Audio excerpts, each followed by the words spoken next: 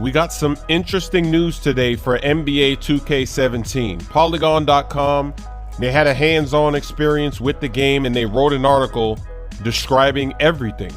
If you want to read the article in full, the link is in the description. The one feature that was new about the game in their article referred to the shot meter. Now we have to time our layups. You can no longer just press the layup button, you have to actually time the release of layup attempts. And also the left stick actually changes the way that you do layups, the way you get fouled. You can change angles with the left stick. That's very interesting. The article talks about in past games, whenever there's contact in the paint, the defender is the one initiating the contact. But now as an offensive player, you can initiate the contact using that left stick. Very interesting. And apparently when you're taking jump shots, you now have to aim as well as time. So for instance, in the article, it says something like, if you push the right stick perfectly down, then that's a perfectly aimed shot. Now this is weird because not everybody shoots with the right stick. So if you shoot with the button, with square or X, are you gonna still have to aim the shot?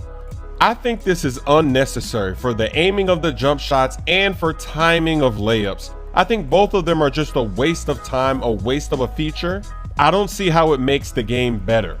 Now on Twitter, LD2K, one of the community managers for NBA 2K, he said the reason why they added this stuff in this year is because they wanted to create larger skill gaps. They're preparing for esports, and this is one way to differentiate the skilled players from the casual players, because the skilled players are going to be better at timing their layups and aiming their shots and timing the shots.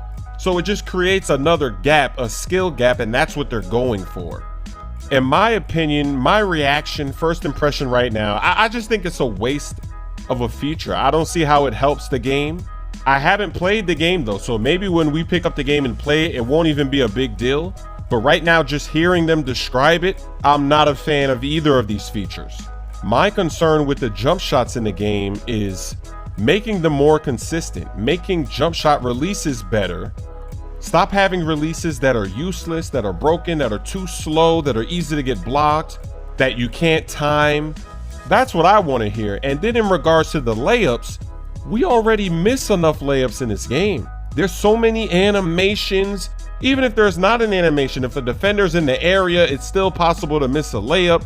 So now when you add in the fact that you have to time the layups, I just feel like we're gonna miss even more layups.